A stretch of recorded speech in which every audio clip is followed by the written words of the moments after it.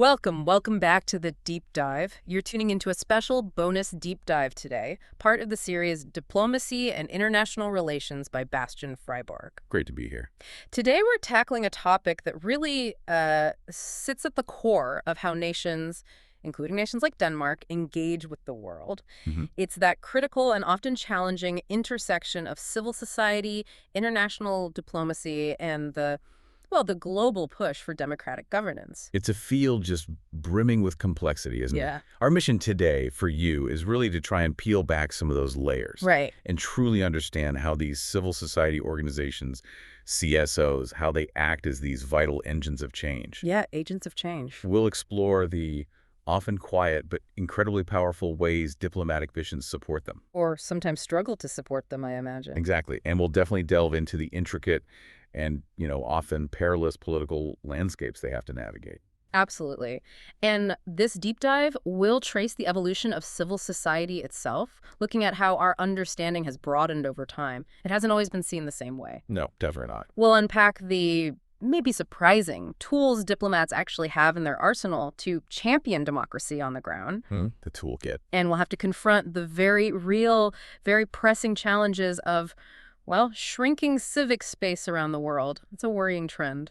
It really is. We've compiled a truly insightful collection of sources for this. We've got a foundational UNDP resource guide, some sharp analyses of civic space in places like Southeast Asia, Okay. and a pretty comprehensive handbook for democracy development support that draws on case studies from, practically every corner of the globe. So prepare yourself then for a journey that's designed to be hopefully enlightening. You'll uncover some surprising facts, maybe hear some compelling anecdotes that really bring this to life, and hopefully gain a much clearer, more nuanced understanding of the forces shaping democratic aspirations globally. Our aim really is to give you a kind of shortcut to being well-informed about the how and why behind these international efforts to foster open societies. It's about seeing those threads, isn't it? Connecting global policy directly to what's happening on the ground with grassroots activism. Precisely. Seeing that connection. All right, let's unpack this then, starting right at the beginning. The fundamental, vital role of civil society in global governance. The foundation. Exactly. Now, historically, for a long time, donors, even forward-thinking ones, like Denmark's Canada, they tended to have a pretty narrow view of civil society, Right. often equating it almost exclusively with non-governmental organizations, NGOs. It was a useful shorthand, baby, but it really missed a lot of the picture, didn't it? It did indeed. That historical perspective was quite limited. But what's fascinating is the significant shift, and a much needed one, that's occurred over time. Okay. We've moved towards a far broader, more inclusive definition of civil society. It's much wider now. So what does that include now? Well, this expanded view embraces a much richer tapestry of organizations. You've got community-based organizations, CBOs, which are deeply embedded in local life. Right, the grassroots stuff. Exactly. Then faith-based groups, huge networks there, labor unions advocating for workers' rights, even informal institutions, which often operate sort of beneath the official radar, but can be incredibly impactful. Okay, so not just the formally registered groups. No, and diverse networks, too, that just don't fit that traditional NGO mold. Sure. This evolution in understanding is, for example, very clearly articulated in the 2008 Danish Strategy for Support to Civil Society in Developing Countries. That's a key document in Danish foreign policy. And what's truly powerful about this broadened definition, I think, is that it's not just some academic exercise, right? No, not at all. It's a recognition of something fundamental, the inherent right of citizens to participate in a democratic state. Yes. It acknowledges that civil society isn't just a collection of organizations, but it's a vibrant space That's a great way to put it. A space. where people can collectively organize, express their views, and crucially, hold power to account.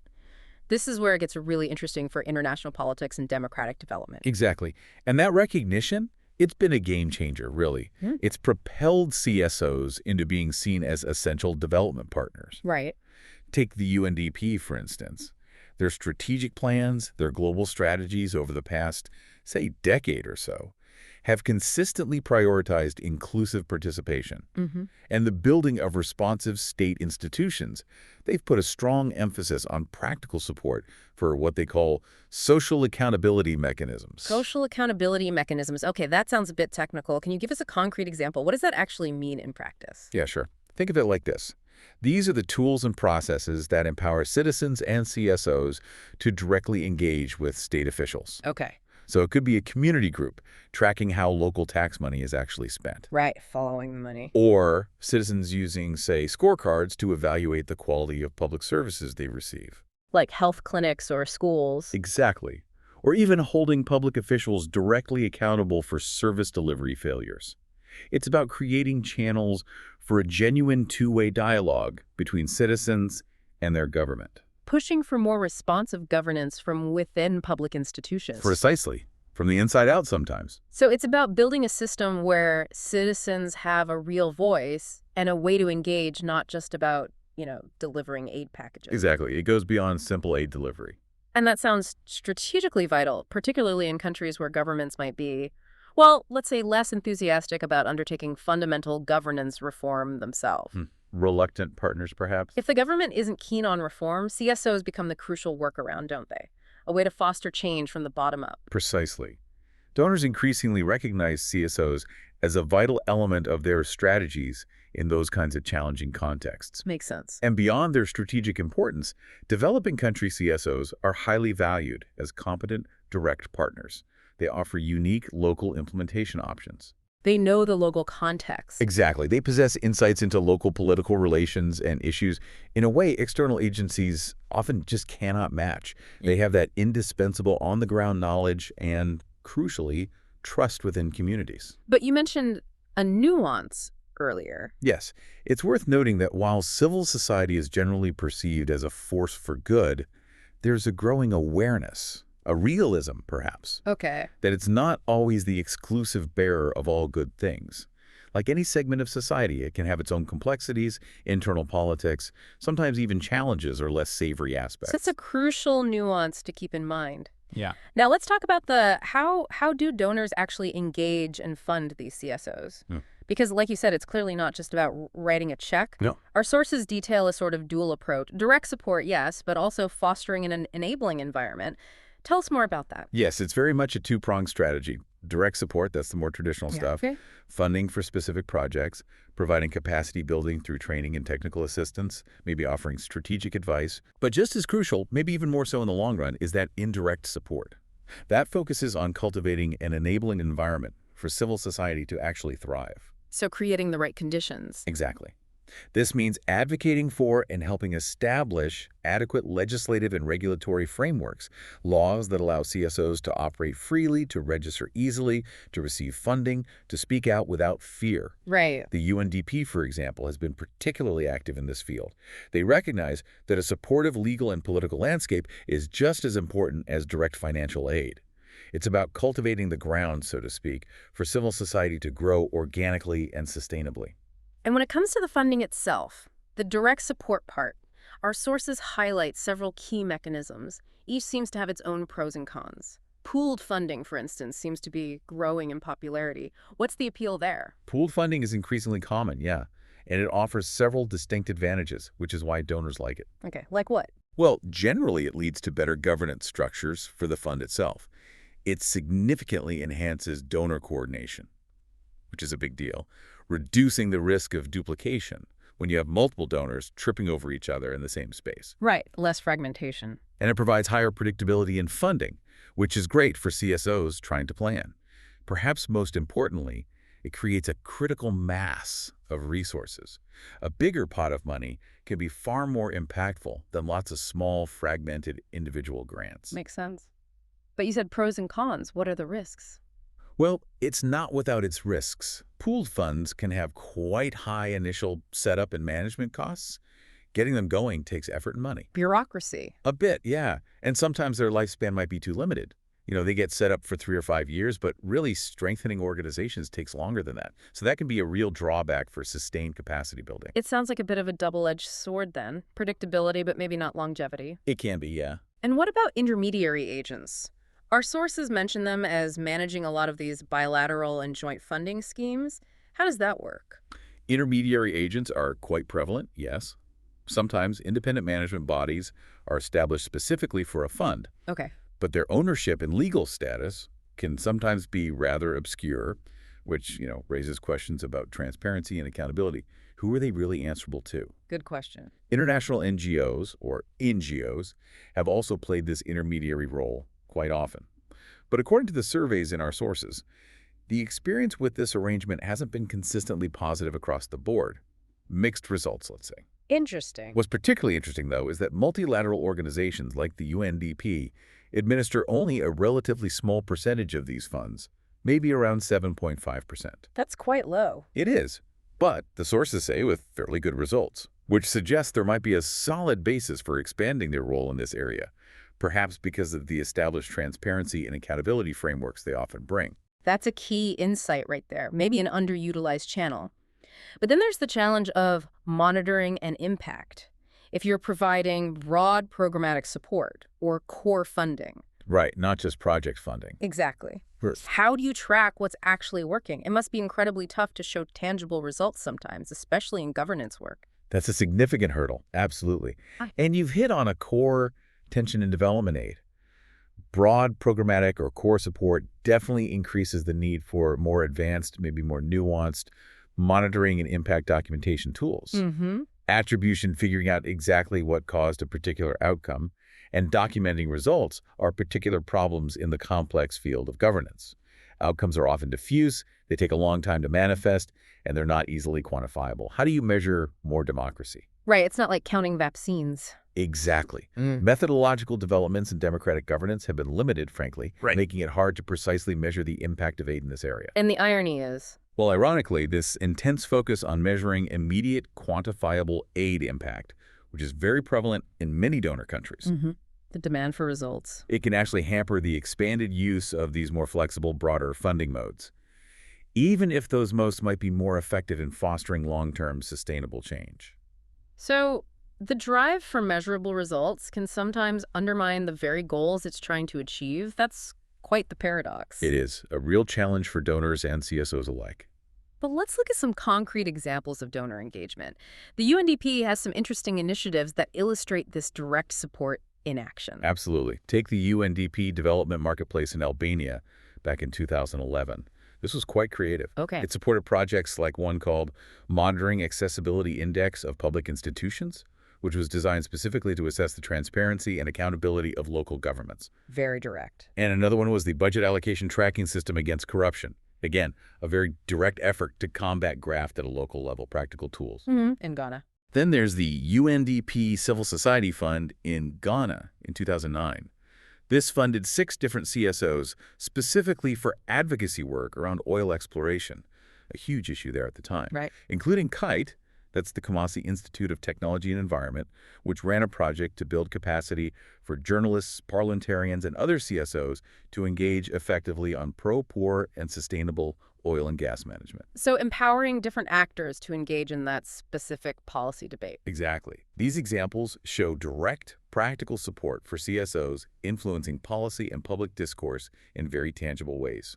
And beyond the UNDP, what about other major players like regional development banks or the European Commission? How do they engage? Right, the RDBs, the regional development banks, their engagement is almost exclusively through dialogue and consultation. Not so much direct funding. Less direct funding of CSOs, more consultation.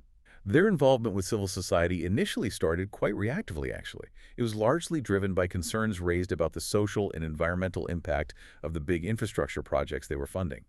So CSOs pushed them to engage. In many ways, yes. Over time, this has evolved into a more proactive, structured form, where they regularly consult civil society groups on projects and broader policies, recognizing their expertise, especially on environmental and social issues. Okay, an evolution there. And the EC? The European Commission, on the other hand, has a specific thematic program called Non-State Actors and Local Authorities in Development. Could you name? Yes. But what it does is strengthen the capacities of non-state actors and local authorities, and it co-finances diverse actions. These are managed primarily by the EU delegations in the respective countries. Okay, decentralized management. Yes.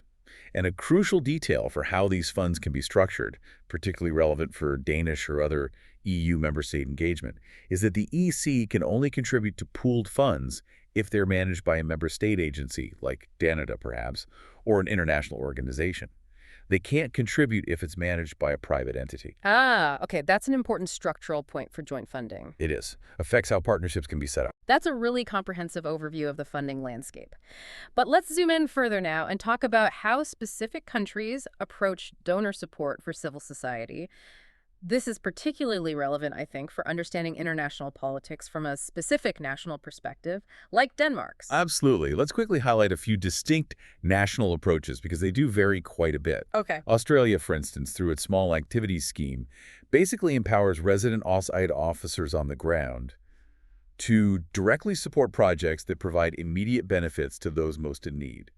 So very localized decision making. Very localized, yes. Yeah. Focus on things like gender equality, children, disadvantaged groups, or environmental benefits, a model of sort of hyperlocal responsiveness. And Canada. Canada, meanwhile, often promotes a multi-stakeholder approach. They frequently channel support through their own domestic NGOs back home, who then partner with CSOs abroad to get them involved in policy dialogue or support development initiatives. CEDA, their agency, had a dedicated civil society strategy in the past. Okay, using domestic NGOs as intermediaries. And speaking of national approaches, Denmark, as you mentioned, has a clear commitment to development through Canada. How does its strategy stand out? Well, Denmark's 2008 strategy for Danish support to civil society in developing countries is considered quite progressive, partly because of its broad definition of civil society, acknowledging everything from formal NGOs to informal networks. Reflecting that shift we talked about earlier. Exactly. And their 2007 Canada Good Governance strategy further recognizes civil society actors, specifically for promoting basic rights, the right to organize, express views, formulate demands. Okay. And how is the support delivered? A significant aspect of Danish international policy in this area is that the majority of Denmark's support is actually channeled through Danish NGOs. Ah, similar to the Canadian model then. Similar in using domestic NGOs, yes. These Danish NGOs are actively encouraged, even incentivized, to collaborate with local CSOs in developing countries.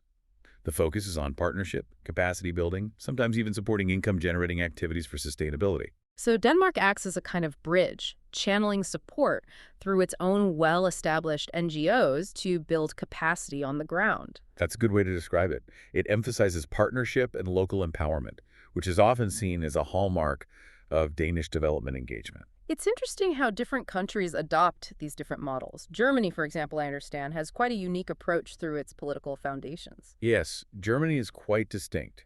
They primarily channel support through their political foundations, known as the Stiftungen. Right, linked to the political parties. Exactly. These are independent institutions, but affiliated with the main political parties. They essentially complement Germany's official foreign policy by fostering political awareness building, dialogue, civic education, both in Germany and abroad. And churches play a role, too.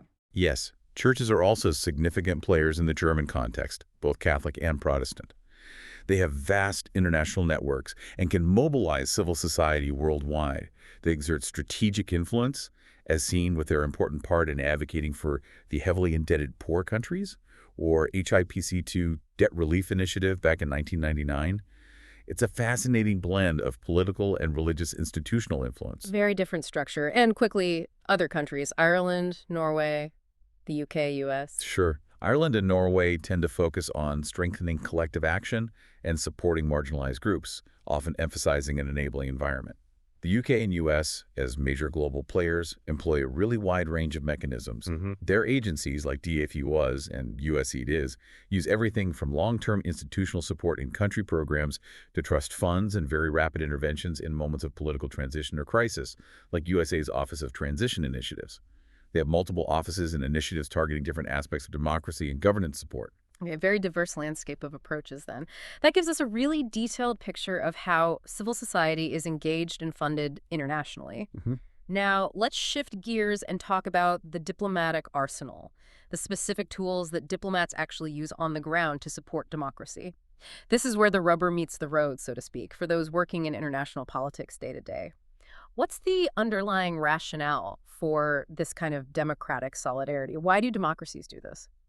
Well, the rationale is deeply rooted, I think, in a fundamental belief in the value of democratic governance itself. Okay. Václav Havel's journey, famously from the prison cell straight into the presidential palace after Czechoslovakia's Velvet Revolution, that vividly illustrates this. Yeah, an incredible story. He emphasized that in those revolutionary moments, formal diplomatic training often takes a backseat to improvisation, common sense, personal commitment, and determination.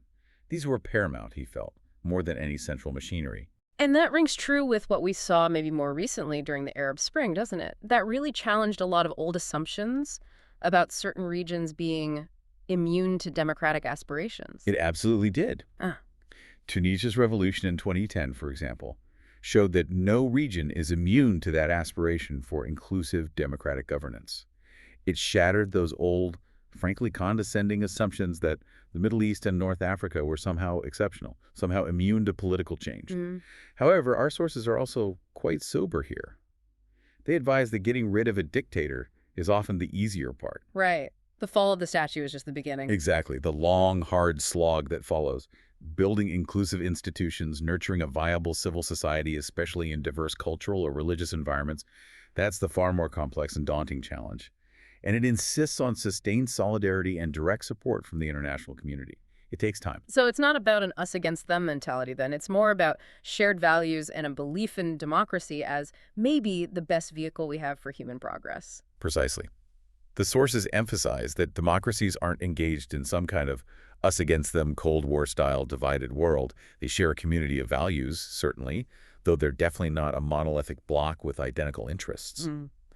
It's encouraging, though, that the percentage of the world's population living in what's classified as free countries has significantly increased from about 25% in 1992 to around 43% more recently, according to these sources.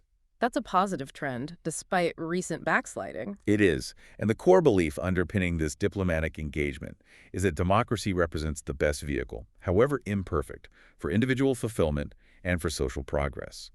And, perhaps optimistically, that the long arc of history is on its side. The hopeful view. Therefore, consistent diplomatic attention to change and supporting the legitimate aspirations of people everywhere to widen their democratic space is seen as absolutely key. It's a long-term investment. That's the why. But of course, there are always challenges and constraints for diplomats on the ground, especially when they're dealing with repressive regimes. It can't be easy to push for democracy in those environments. No, it's incredibly difficult. Authoritarian governments frequently view any responsive support to international or even domestic civil society as interference in their internal affairs. That's the standard line. Right. Sovereignty. Exactly. They may try to confine diplomatic activity strictly to official government-to-government channels, withhold access to civil society figures, intimidate activists or embassy staff, or even expel diplomats. We've seen that happen. Yes, the sources mention examples like Iran in 2009, where UK embassy local staff were arrested, or Ambassador Harold Edelstam being expelled from Chile in 1973. It's a constant tightrope walk, and sometimes diplomats fall off. And another constraint is the time frame, isn't it? Change takes time. Absolutely. The impact of diplomatic activity, especially in democracy support, may not be immediately apparent. It takes consistent, sustained effort over years, sometimes decades. Patience is crucial. But things can also change quickly. Yes, paradoxically, gains can also come swiftly. Repressive regimes, the sources suggest, tend to implode from within, their foundations rotting away beneath a seemingly solid surface. So diplomats need to be patient, but also ready to act when windows of opportunity open unexpectedly. So patience is a virtue, but you also have to be ready for rapid change. And I imagine local conditions make every situation unique. You can't just apply a standard playbook. Absolutely not. Local conditions vary wildly. Regimes react very differently to embassy connections with civil society or direct financial assistance, especially if it's going to advocacy groups seen as critical. Diplomatic practices must be carefully calibrated to suit different locales, different political cultures, all while trying to uphold universal human rights norms. It's a very fine line between effective support and counterproductive provocation that could endanger the very people you're trying to help. Sensitivity is key. Definitely. Diplomats need to be sensitive to unique histories, current conditions, local values, ensuring that outside approaches don't inadvertently clash with, say, traditional religious societies, but still finding ways to advance essential issues like gender equality or minority rights. Okay, let's get into the nitty-gritty then. The diplomat's actual toolkit. We've talked about funding CSOs broadly, but how do embassies specifically do this on the ground? Right, direct support and funding from the embassy level. One key tool is establishing dedicated funds within embassies themselves. Ah, so bypassing some of the bigger aid bureaucracy. Potentially, Yeah. yes, making it quicker and more flexible. The Czech Republic, for instance, established a transformation policy unit and fund back in 2002. Mhm.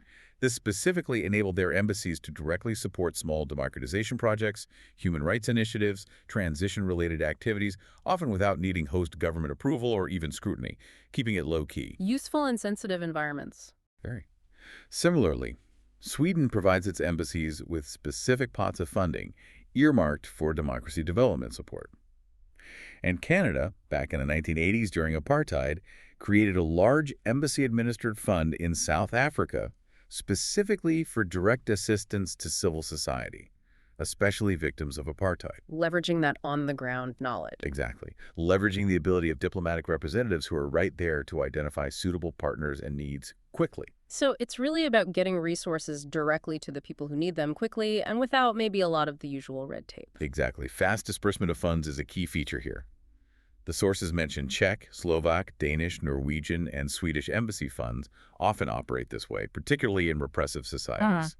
They offer quick, unencumbered support for often modest cash flow requirements, maybe for youth movements, independent media outlets needing urgent equipment, or immediate humanitarian needs like legal fees for activists. Some that bigger programs might miss or be too slow for. Precisely. This flexibility allows for rapid response to emergent needs, which traditional, more bureaucratic aid channels might simply not permit in time. Beyond funding, though, how do diplomats use their unique position, their access, to convene and connect diverse actors? That seems like a powerful, if less tangible, tool. It's a crucial and often quite subtle aspect of their work. Diplomats can serve as trusted conveners, bringing together people who wouldn't ordinarily interact or who couldn't safely interact otherwise. Like bridging divides. Exactly. For instance, the sources mention Canadian Ambassador John Schramm in Zimbabwe. He used to encourage dialogue by hosting private dinners for leaders from government, business, academia, the media people from different sides of the political fence, fostering networking, and maybe some quiet brainstorming on solutions. Creating that safe space for conversation. Yes. Embassies also connect scholars and think tanks. There's the famous story of Nelson Mandela, after his release, requesting help from Canadian PM Mulroney to build the ANC's economic competence. Embassies facilitate these kinds of connections between scholars, dissidents, think tanks. And connecting opposition figures internationally. That too. Embassies often act as crucial bridges for opposition figures, connecting them to NGOs, political figures, parliamentarians back in their home capitals. This was apparently vital during Ukraine's Orange Revolution crisis. Polish, U.S., French, German embassies helped Ukrainian opposition leaders make those connections. Travel programs for opposition leaders are another tool used in places like Ukraine or Cuba. Interesting. It sounds like public diplomacy and maybe controlling or influencing the flow of information are also really important tools in the diplomat's kit, especially now in the digital age. They absolutely are. Public diplomacy has evolved significantly. Canada, for instance, adopted a direct diplomacy policy, innovatively using social media platforms. Like Twitter or local equivalents. Exactly. On the Chinese platform Sino Weibo, Canadian Ambassador Mark McDowell apparently used it to demystify diplomacy, even inviting critical comments, trying to engage directly. A bit risky, perhaps. Maybe, but potentially high reward. A viral example mentioned is former Ambassador David Mulroney's modest Toyota Prius limousine being contrasted online with the grand limos of Chinese officials sending a subtle but powerful message about values.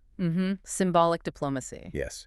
U.S. Ambassador Michael McFaul also engaged in public diplomacy through blogging while he was in Russia, aiming to counter misunderstandings about U.S.-Russia relations, using the digital space proactively. So, using social media to connect directly with the public, bypassing traditional state-controlled media gatekeepers, and what about situations where communications are actually blocked or prohibitively expensive? In those cases, embassies and cultural centers can provide absolutely crucial connections to the outside world.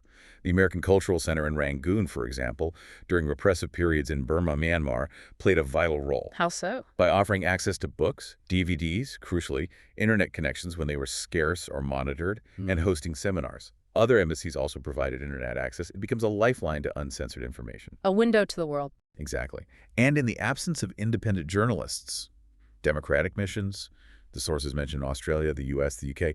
In Burma, Myanmar in 2007-2008, They actually reported publicly themselves, feeding information to international news outlets. Diplomats as reporters. Effectively, yes. Yeah. And these reports were then played back into the country to the local population via exile news organizations or shortwave radio, acting as a critical source of truth in communications when domestic media is gagged. That's fascinating how diplomats essentially have to become journalists when independent media is suppressed. And a more traditional but still vital role is witnessing and verifying events on the ground, isn't it? Monitoring things. Yes, witnessing and verifying is a widespread and critical diplomatic practice. Mm. Election observation is perhaps the most well-known example. It's become standard international practice. Right. The sources mention the Japanese mission observing violations in Ukraine's 2004 Mukachev by-election, which kind of foreshadowed abuses in the main presidential election later that year. Providing independent verification. Yes. Or in Senegal's 1988 presidential elections, democratic embassies apparently pooled their efforts, coordinated visits to polling stations across the country, and collectively confirmed that the results, despite some irregularities, reflected the popular will. This provided a common diplomatic position that helped maintain stability. And beyond elections, what about monitoring trials or even being physically present at protests? That seems more confrontational. It can be, but it's a powerful tool. Monitoring trials and hearings provides independent verification of judicial processes, or maybe the health and treatment of detainees. It's also a powerful gesture of solidarity. Showing support. Exactly. Prominent historical examples include Nelson Mandela's trial in 1963, Václav Havel's trials in the 1980s, right up to contemporary cases involving figures like Daw Aung San Suu Kyi in Burma, Myanmar, or the human rights defender Oleg Petrovich Orlov in Russia. Diplomatic presence at these trials signals very clearly to the authorities that the world is watching. It demonstrates support for fundamental rights and due process. And for protests, it's almost like providing a kind of protective shield, isn't it? Just by being there. Exactly that. Physical presence at protests sends a clear message of support to the demonstrators and can, sometimes, offer a kind of implicit shield against violent repression by the authorities. They might hesitate to crack down quite so hard if diplomats are watching. Has this been used often? Yes, the practice is well established. The sources mentioned Budapest, Santiago, Manila, Belgrade, Kiev, Havana, Kathmandu, even at gay rights demonstrations in the Balkans, which could be particularly risky. U.S. Ambassador Mark Palmer was apparently groundbreaking in Hungary in 1988-1989, visibly marching with demonstrators. Wow. It was controversial at the time, but his actions were later validated by President George H.W. Bush. More recently, in 2011, U.S. Ambassador Robert S. Ford and French Ambassador Eric Chevalier's visit to Hama during peaceful protests in Syria offered tangible protection, at least temporarily. Their presence underscores the profound human impact diplomatic solidarity can have. Beyond direct support to civil society and witnessing, diplomats also engage directly with governments, of course. How does that work in terms of democracy support, especially in non-democratic contexts? Right, working with the government, even authoritarian ones. Advising for democratic governance is considered a core vocation of diplomatic missions. It's naturally easier with transitioning governments, where diplomats can act more like partners, offering technical assistance or advice on institutional design. But with authoritarian regimes? It's tougher. But engaging them on areas of joint interest, maybe counterterrorism, trade, regional stability, can sometimes build a degree of confidence. That might then open doors, carefully, for discussing human rights and governance issues later on. Impartiality is key, though. Diplomats need to make it clear that outsiders are not taking political sides within the country's domestic politics. But there's a risk of giving bad advice, too, isn't there? The sources mention that. Oh, yes. There's a long and rather depressing record of ineffective advice, often delivered by expensive outside consultants who lack deep local experience or context. Fly-in, fly-out experts. Exactly. A Russian bank founder, for example, famously asked some Western consultants to just sit and observe local conditions for a while before offering any advice. And there's a great quote from a Bosnian NGO officer: "We waste their money and they waste our time." Ouch. It highlights the need for donor missions to propose experts who have genuinely relevant, perhaps comparative regional expertise, not just generic Western models. So it's about practical, relevant advice tailored to the context, not just importing theoretical models. And what about more direct diplomatic pressure, like demarches, the formal protests? Demarches are a standard tool. These are formal protests, usually delivered through official diplomatic channels, to identify and protest specific human rights violations or maybe restrictions imposed on reformers or NGOs. Are they usually public? Usually they're delivered privately, precisely to avoid hardening the host government's position or making them lose face publicly. The aim is to achieve a specific change, not just to condemn, but they serve to convey serious messages about potential consequences for future conduct. And high-level warnings. Yes, direct warnings from accredited ambassadors, sometimes backed up by messages from capitals, warning governments not to proceed with specific repressive actions. Examples cited include the U.S. ambassador to Chile in the late 1980s warning Pinochet's regime, or warnings delivered to Ukrainian authorities during the 2004 election crisis. Boris Pankin, the Soviet ambassador in Prague in 1989, apparently gave a crucial warning against using force during the Velvet Revolution. Wow, that's significant. And linkage policies, connecting aid or relations to human rights. Yes, the concept of linkage policies is important. The EU's more for more, or conversely, less for less, policy is a prime example. It explicitly links the depth and quality of the bilateral relationship, including aid and trade benefits, to progress on human rights and democratic reform. This was central to démarches delivered to Russia regarding restrictive NGO legislation or U.S. messages to Egyptian authorities about crackdowns on civil society. And then there's the really controversial tool, sanctions. How effective are they actually, and what are the main considerations? Sanctions are indeed highly controversial, partly because broad economic sanctions can seriously hurt innocent civilians, often disproportionately affecting the poorest. The U.S. embargo on Cuba is a long-running example, and sanctions on Iraq in the 1990s were heavily criticized for their humanitarian impact. So the trend is towards targeted sanctions now. Yes, there's a growing consensus that targeted sanctions are generally more effective and ethically justifiable. These carefully aim at the accounts, assets, and international mobility, like visa bans of specific individuals or entities responsible for oppression or corruption, rather than targeting the general population. Examples. Examples include EU and U.S. sanctions against members of the Burmese judiciary involved in political trials, or against officials in Zimbabwe and Belarus. The U.S. Magnitsky Act, which targets Russian officials implicated in human rights abuses, is another prominent example. But consistency is an issue, isn't it? That's the major criticism. Their application can be very inconsistent, often seemingly driven more by geopolitical interests than by human rights principles alone. The sources cite the EU lifting sanctions on Uzbekistan in 2009, though Uzbekistan met none of the human rights conditions set by the EU itself. That kind of inconsistency seriously undermines the credibility and effectiveness of sanctions as a tool and contrasts sharply with the stance often taken by international civil society. That inconsistency certainly weakens their impact. Finally, in the toolkit, what about supporting the underlying structures? Legal and institutional frameworks, independent media, even cultural groups. These are absolutely foundational for long-term democracy building. Supporting the rule of law and robust independent justice systems is essential for what's called horizontal accountability, meaning checks and balances within the government itself, like how a strong, independent judiciary can hold the executive branch accountable, or how an effective legislature oversees government spending. Right, and corruption. Combating corruption is increasingly seen as integral to this. It's even identified as a violation of human rights in the 2010 U.S. National Security Strategy. International agreements like the OECD Anti-Bribery Convention oblige signatory states, like Denmark, to prosecute their nationals for corrupt practices abroad. And independent media. Crucial, presumably. Absolutely crucial. Support for independent media outlets, things like training for journalists, providing equipment, maybe helping with alternative servers to bypass censorship. This has been consistently identified as a successful area of democracy support. Beyond just speaking truth to power, a free media monitors governance, investigates corruption, and catalyzes public discussion.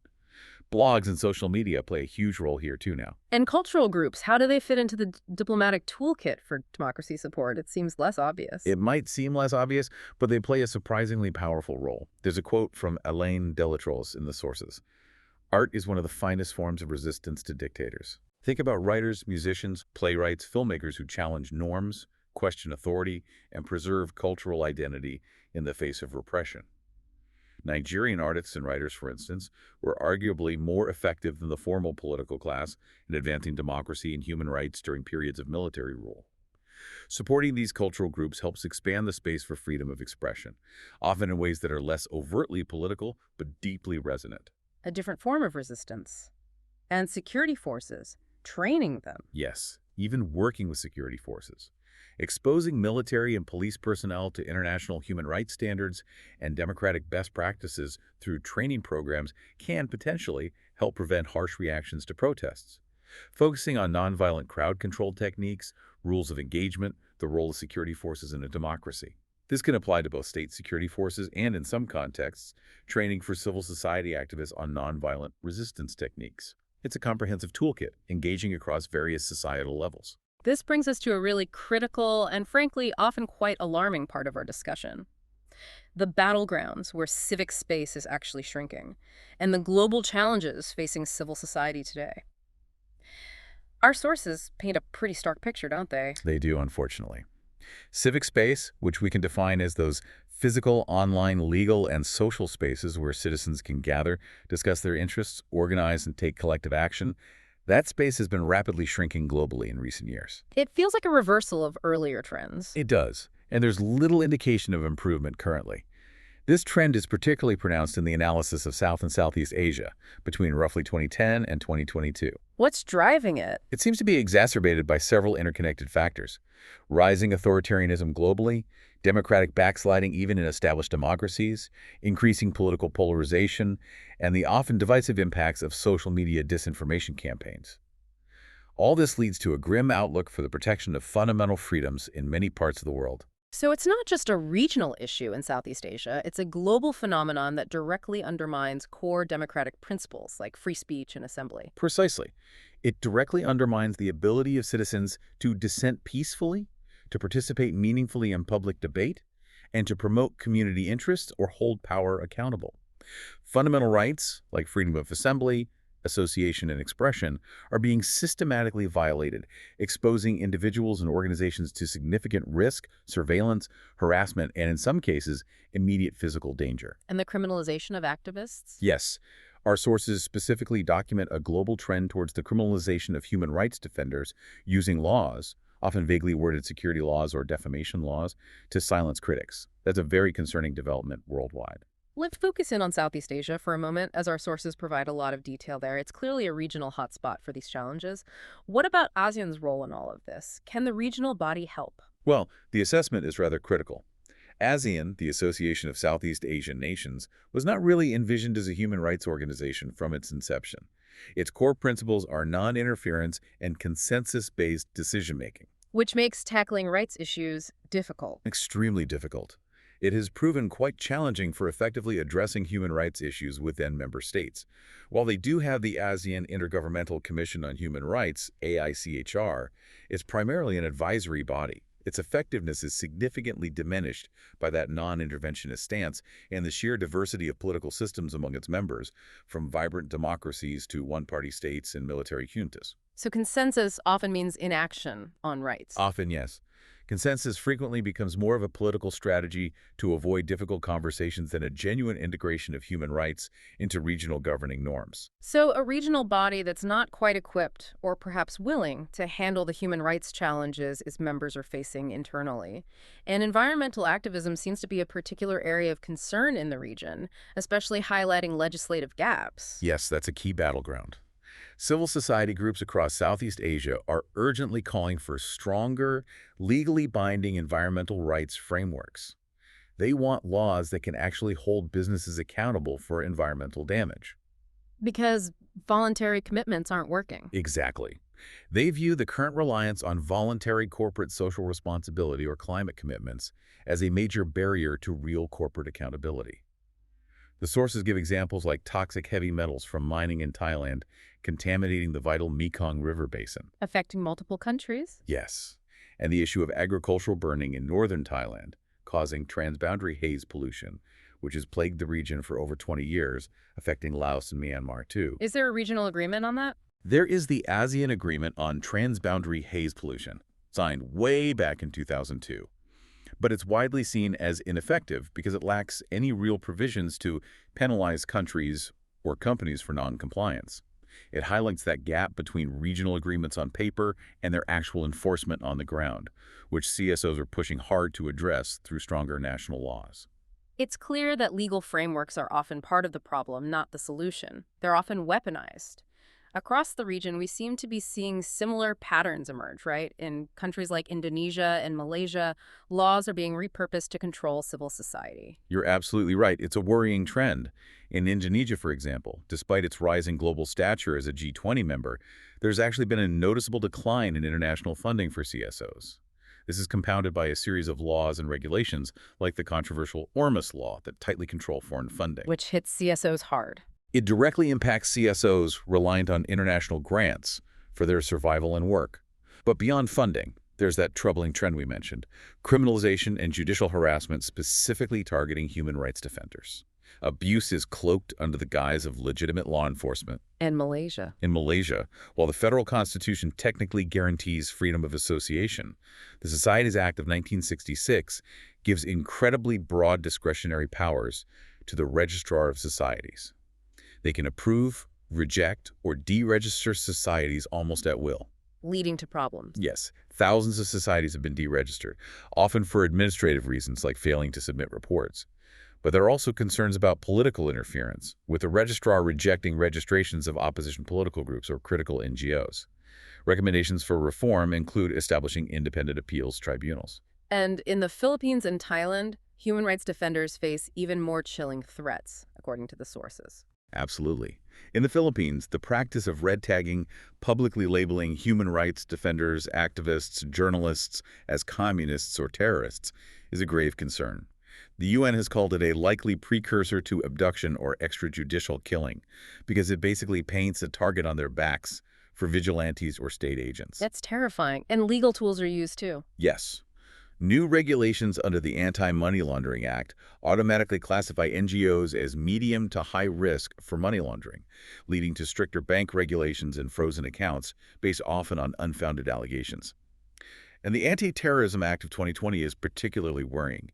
It creates a hostile climate and allows a government body, the Anti-Terrorism Council, to designate individuals or groups as terrorists based on a mere finding of probable cause. That sounds like a very low threshold. Alarmingly low, according to critics. This designation can lead to asset freezes, surveillance, and even detention without judicial warrant for extended periods.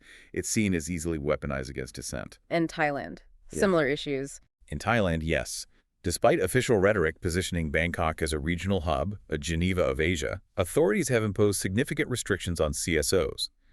A draft law on nonprofit organizations sparked widespread protests before being suspended.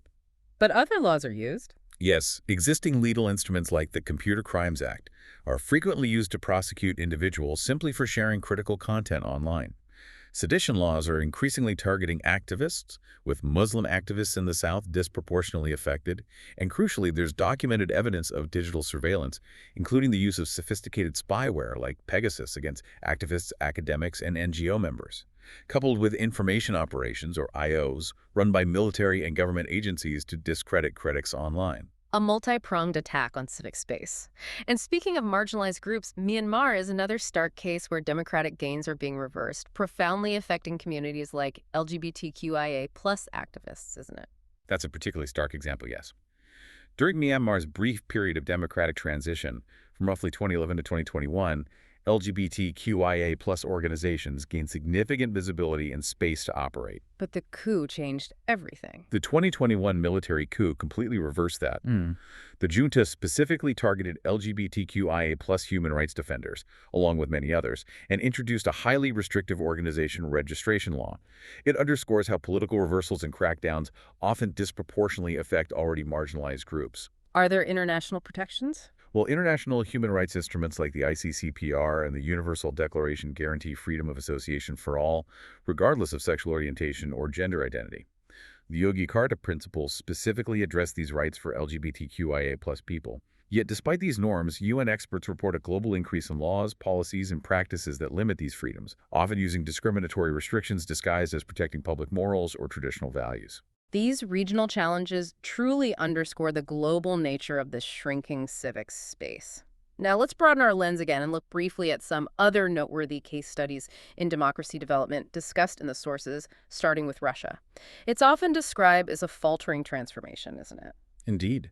Russia's attempt to transform from a totalitarian communist system was unprecedented in its scale and complexity, but it clearly faltered significantly. Gorbachev's attempt to humanize communism failed, and Yeltsin's early outreach to NATO wasn't reciprocated, perhaps missing a key window. And economic factors played a role. Hugely. Western overconfidence, perhaps, in the rapid adoption of democratic norms, ignored the reality of Russia's ruined economy and depleted human capital after decades of communism. The severe economic hardship caused by shock therapy reforms devastated the public appetite for further political reform, leading to widespread disenchantment with democracy itself. Alienation from the Western model. Yes.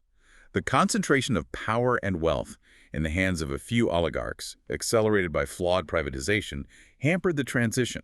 Yeltsin's increase in reliance on presidential decrees, bypassing the Duma, increased polarization. This disenchantment turned many Russians against Western-style democracy, with figures like Alexander Lebed calling it alien back in 1996. And under Putin, we've seen a real crackdown on what the Kremlin perceives as foreign influences, targeting NGOs. That's been a defining characteristic of the Putin era, especially in his later terms.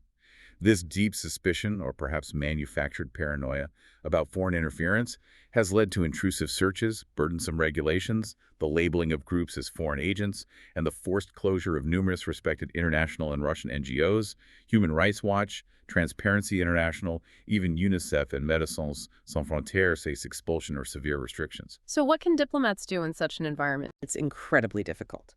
But diplomats continue human rights monitoring as best they can. Attending trials of human rights defenders, like Oleg Petrovich Orlov, whose truth-telling NGO memorial earned its officials beatings and even murder, is a vital sign of solidarity, showing they haven't been forgotten. Direct contacts, small conferences, roundtables with remaining independent NGOs are essential, even if they must operate in a highly constrained and monitored environment. Shifting to Egypt, another complex case, our sources highlight significant external influence, especially from the U.S., but also deep internal divisions.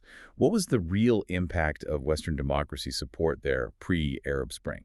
Western democracies, particularly the U.S., due to its long-standing military and economic relationship with the Mubarak regime, certainly had potential influence.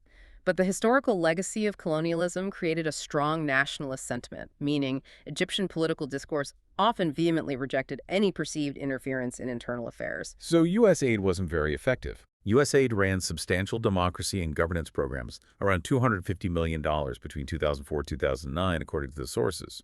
But their impact was assessed as extremely limited, largely because they lacked genuine support or buy-in from the Egyptian government itself. You can't easily promote democracy against the determined opposition of the host government. Did targeted pressure work better? Targeted diplomatic pressure on high-profile human rights cases, like the academic Saad Eddin Ibrahim or the politician Eman Noor, showed mixed results. Direct U.S. ambassador involvement initially helped secure Ibrahim's release, but his rearrest later led the U.S. to link aid to human rights for the first time, withholding some funds. U.S. Secretary of State Condoleezza Rice famously canceled a visit to Cairo in protest of Noor's arrest. So pressure could yield results sometimes, but it wasn't a magic bullet, and the underlying structures remained unchanged, leading to the later turmoil. And post-Morsi, the society remains deeply divided. And China presents perhaps the ultimate challenge for diplomats, balancing deep state-to-state economic and security interest with supporting civil society and human rights values. How did diplomats navigate that incredibly sensitive space? China's rapid economic growth and global influence create a uniquely complex diplomatic tightrope walk. Balancing profound state-to-state interests, trade, investment, climate change, security, with supporting civil society is exceptionally difficult. The Chinese government is absolutely resolute in its hostility to what it perceives as foreign interference, especially regarding human rights or political reform. Is the internet a factor? Yes. Despite the government's massive investment in the Great Firewall to restrict internet access and censor content, the sources note the ingenuity of China's next generation of technology-savvy citizens often finds ways around it. Blogs and social media posts, though heavily monitored and censored, are prolific and can sometimes shape public discourse or expose local issues. So how do diplomats find openings? It requires careful tea leaf reading to understand the opaque political environment. Diplomats look for opportunities where maybe business interests align with space for progress, for example. Ambassador Caron suggesting freer media could actually help with environmental reporting, which might serve the government's own stated goals on pollution.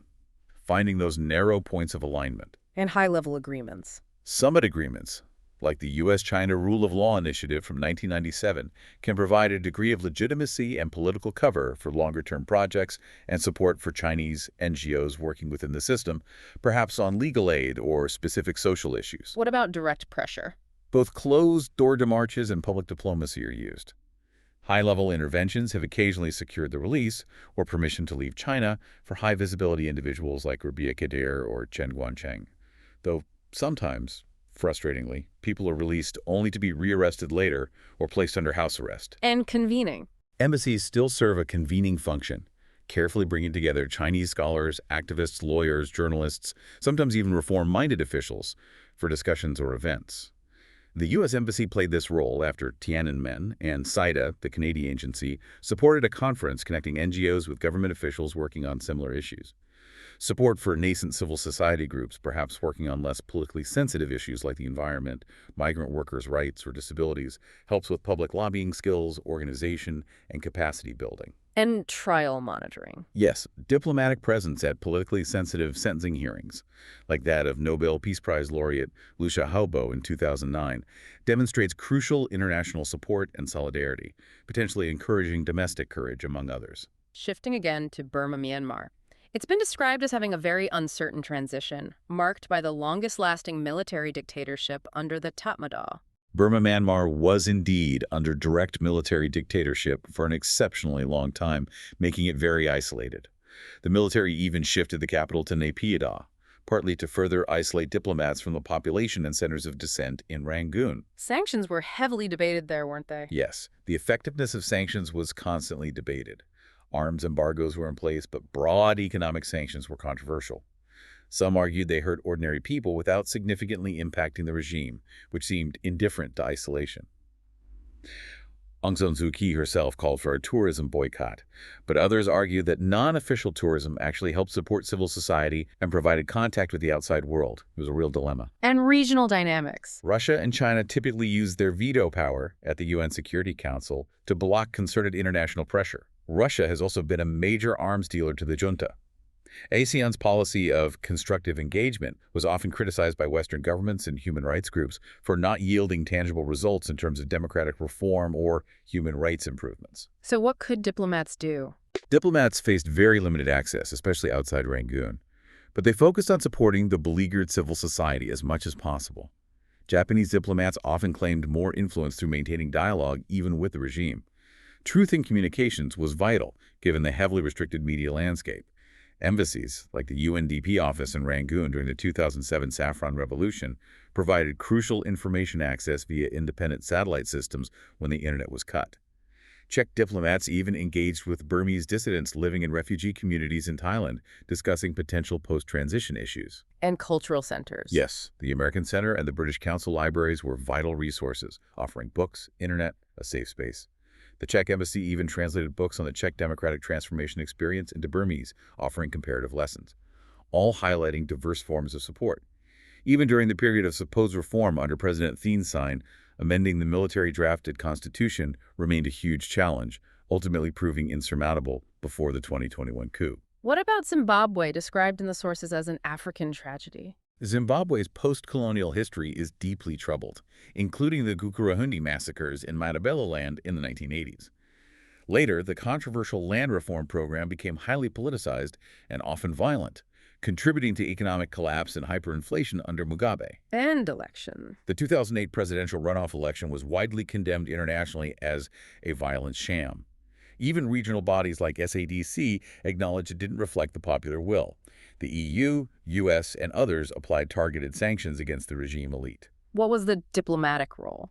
Western embassies consistently showed solidarity with civil society groups, human rights defenders, and the independent judiciary, often in the risk of antagonizing the increasingly paranoid government. Embassy funds provided crucial support for CSOs and helped keep the judiciary functioning. Humanitarian aid dwarfed democracy aid but was also vital. Diplomatic outreach, like Canadian Ambassador John Schramm's dinners trying to encourage dialogue across divides, or leveraging Norwegian mediation experience, also occurred. Did diplomats face risks? Yes, absolutely. Diplomats themselves faced physical intimidation and attacks from security forces or party militias. The sources mentioned a specific incident where a convoy of U.S. and British diplomats investigating political violence was stopped, their tires slashed, and they were threatened with being burned alive in their vehicles. Very real dangers. Truly harrowing accounts. Let's touch on Cuba, another long-standing dictatorship where change has been very gradual, if at all. Cuba's history is shaped by Batista's pre-1959 dictatorial violence, which paved the way for Castro's revolution. The U.S. initially supported Batista due to anti-communism, a complex legacy. The Castro regime maintains pervasive social supervision through the neighborhood watch committees, the Comité de Defensa de la Revolución. Political control remains extremely strong. Have economic reforms led to political change?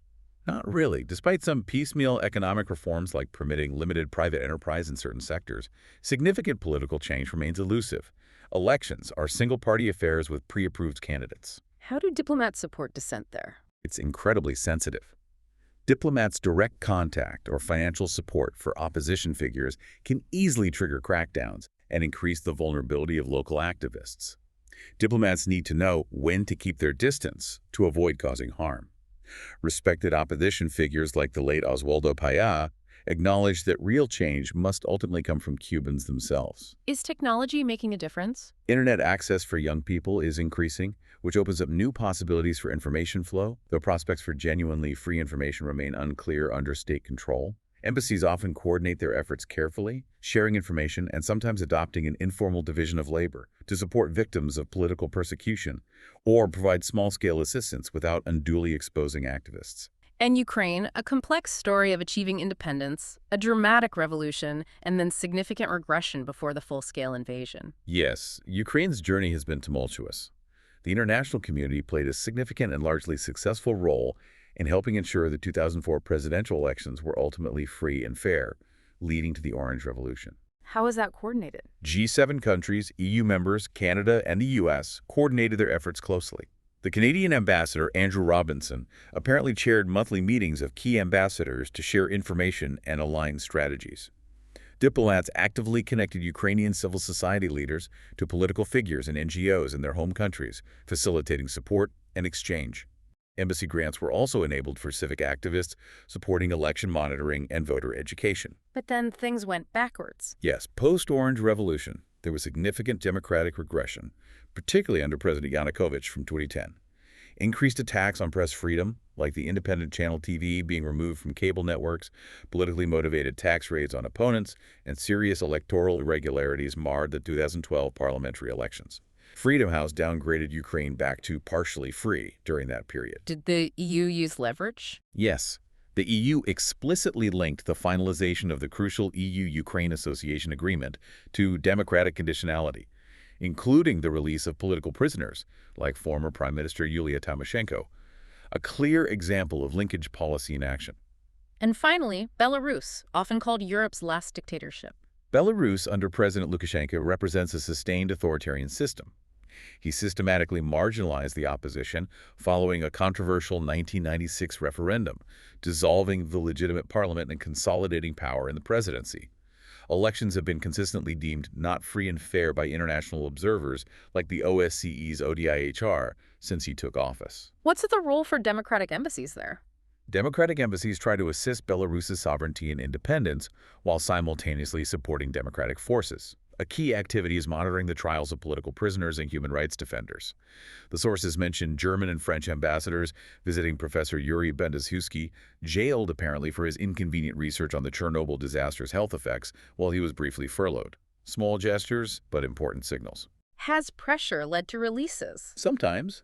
Some high-profile prisoner releases have occasionally led the EU to temporarily suspend visa sanctions against officials, hoping to encourage broader reforms. But the overall grip of the national security state remains extremely strong, making significant democratic progress very difficult. That's a profound overview of the diverse challenges and the diplomatic tools used across these very different contexts. Now, as we begin to wrap up this really detailed deep dive. What are the key lessons emerging from the front lines? What are the main takeaways about successes, setbacks, and the path forward for supporting democracy globally? I think one of the most critical lessons repeated throughout the sources is that democracy development isn't something you can just export or install. It's fundamentally a function of process, of building sound institutions, and crucially, of changing political behavior and culture. Not just a technical fix. Exactly. It cannot be simply transferred as a technique. It requires immense time, patience, and hard, consistent application. Therefore, outside support, if it's to be effective, must be sustained over the long term. It's definitely not a quick fix. So it's less about imposing a model from the outside and much more about nurturing a long, often slow, organic process from within. What about local agency? How important is that element? Local agency is absolutely key. The sources stress this repeatedly. The most critical resources for successful democracy development are always the human capital, the commitment, the resilience of individuals within the countries concerned. The people themselves. Yes, civil society in all its diverse forms, from formal NGOs to informal networks and protest movements, truly forms the fundamental building blocks of democratization. External support is most effective and most legitimate when it empowers and amplifies these local voices and initiatives rather than trying to lead or supplant them. Partnership is crucial. And accepting that every situation is unique, requiring a tailored, nuanced approach. Precisely. There's no one-size-fits-all model. Each country, each situation is different, with its own unique history, political culture, social dynamics, and current challenges. This demands a varying mix of policy tools and strategic emphasis from external actors like diplomats. Sensitivity again. Yes, diplomats must be highly sensitive to these unique national histories, current conditions, and local values. For instance, as mentioned before, trying to impose purely Western, secular political approaches on deeply traditional religious societies can be counterproductive or even offensive. The challenge is to find ways to support universal democratic aspirations in ways that resonate culturally and locally, while still upholding core universal human rights norms. It requires significant adaptability and nuance. That sensitivity sounds absolutely vital for sustainable success. And finally, what about the enduring power of solidarity? We've heard so many examples of it today, from trial monitoring to just showing up. It might sound intangible, but demonstrable gestures of solidarity by democratic diplomats are consistently highlighted as incredibly reinforcing for local Democrats, activists, and human rights defenders who often feel isolated and under immense pressure. It shows they're not alone. Exactly. It sends powerful messages to the authorities, too, that the world is watching. An informal division of labor among like-minded embassies can also enhance effectiveness, allowing for coordinated yet flexible responses. One embassy might focus on funding, another on public diplomacy, another on quiet demarches. Playing to strengths. Yes. And while the overall record is clearly mixed, there are numerous setbacks, disappointments, and daunting challenges ahead, especially with shrinking civic space. The overall story presented in these sources is one of persistent efforts, remarkable courage from local actors, and many inspiring individual actions by both activists and diplomats.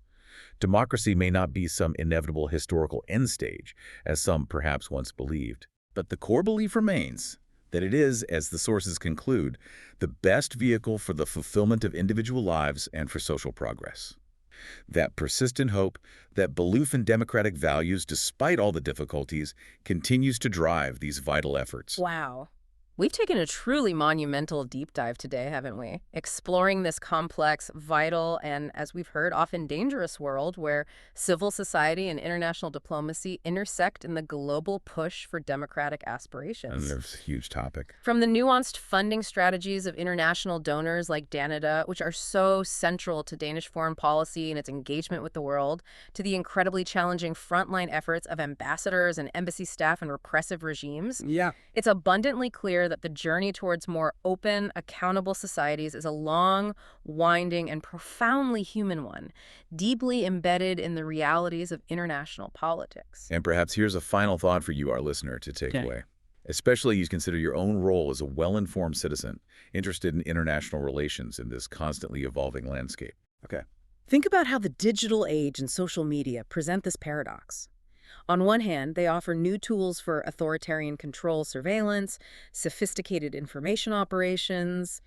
censorship. Dark side. But on the other hand, they also offer unprecedented opportunities for civil society to connect across borders, to mobilize locally much faster than before, and to expose truths that regimes try desperately to hide. That interplay is key. How will this interplay continue to shape global politics? And what role can you play, just by being a well-informed citizen, understanding these dynamics in this evolving landscape? It's a question that connects us all, I think. How we engage with information, how we support efforts for openness. If this deep dive has sparked your curiosity, maybe giving you some valuable insights into international relations and how countries like Denmark engage on these issues, we really encourage you to follow Diplomacy and International Relations by Bastian Fribourg wherever you get your podcasts. Please do. And if you enjoyed what you heard today, if you found this detailed exploration useful, please consider leaving a 5-star rating. Your support genuinely helps us reach even more listeners and continue having these important conversations about diplomacy and the forces shaping our world.